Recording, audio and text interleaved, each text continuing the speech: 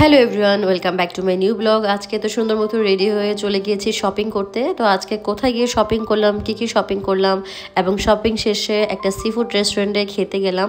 তো কি খেলাম আর ওদের খাবার কেমন ছিল, রেস্টুরেন্টের ভিউ কেমন ছিল, সব কিছু মিলিয়েই আজকে আপনাদের সাথে একটা সুন্দর ডেইলি ব্লগ শেয়ার করব। আশা করছি আজকের ব্লগটি আপনাদের কাছে খুবই ভালো লাগবে। তো সকালবেলা ঘুম থেকে উঠেই দেখলাম আন্টি রুটি বানিয়েছে, সাথে সবজি করেছে আর ডিম ভাজি তো ছিলই। তো সকালবেলা নাস্তা শেষে আন্টি কিছু পেঁপে কেটে দিল, সেটাও খাওয়া দাওয়া করলাম। রেডি হয়ে যাচ্ছি সুন্দর মতো। প্রথমে মেকআপ করেছি, হালকা পাতলা মেকআপ আমি করি সবসময় অ্যাজ ইউজুয়াল।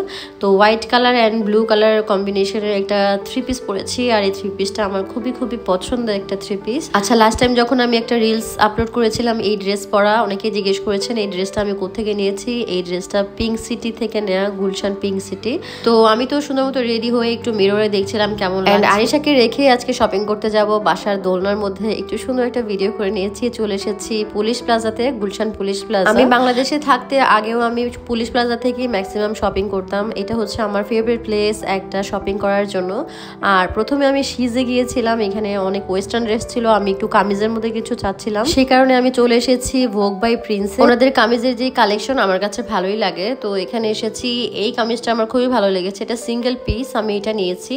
এই ব্লু বা পিট কালারের মধ্যে ছিল একটা ড্রেস, এটা আমার কাছে খুব ভালো লাগে। আমি ব্ল্যাকের মধ্যে দুইটা ড্রেস দেখছিলাম and I was little bit confuse যে কোনটা নিব। আমি চুজই করতে পারছিলাম না যে প্রথমটা নিব না সেকেন্ডটা নিব। And then I choose first one. আমি ইন টোটাল 4টা ড্রেস দেখি এন্ড আমি ভোগ বাই প্রিন্স থেকে 2টা ড্রেস নিই। আমার এই 2 পিস দুইটা নিতে 5,500 টাকার মতো পড়েছে। তো আমি এখান থেকে ড্রেস নিয়ে বের হয়ে চলে এসেছে গুলশানে ফিশ এন্ড গ্রিল এই রেস্টুরেন্টটাতে। আর ওনাদের ডেকোরেশন এত বেশি সুন্দর ছিল। এটা হচ্ছে একটা sea food and grill house and they have amazing Turkish, Bengali and Thai food. And আমি তো ফর দ্য ফার্স্ট টাইম এই সি ফুড রেস্টুরেন্টটাতে গিয়েছি, আর ওখানে যে ওনাদের ডেকোরেশন দেখে তো খুবই অবাক হয়েছি। আউটডোরটা অনেক বেশি সুন্দর ছিল, আর ইনডোরের কথা কি বলবো, একদম আমার মনের মতো ছিল।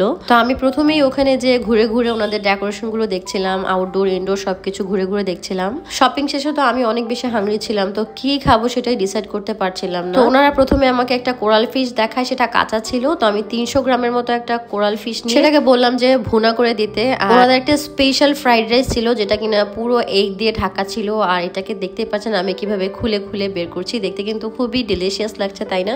খেতেও অনেক মজা ছিল ওনাদের। এটা স্পেশাল একটা ফ্রাইড রাইস, এটার সাথে আমি চিকেন চিলি অনিয়ন্স নিয়েছি, আর কোরাল ফিশের ভুনা তো থাকছেই।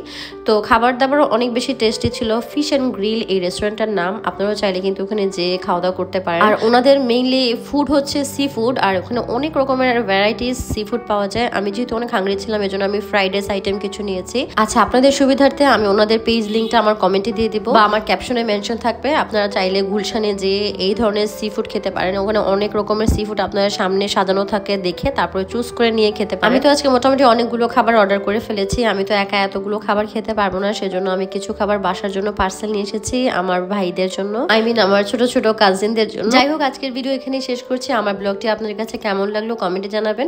সবাই ভালো থাকবেন, সুস্থ থাকবেন। আল্লাহ হাফেজ।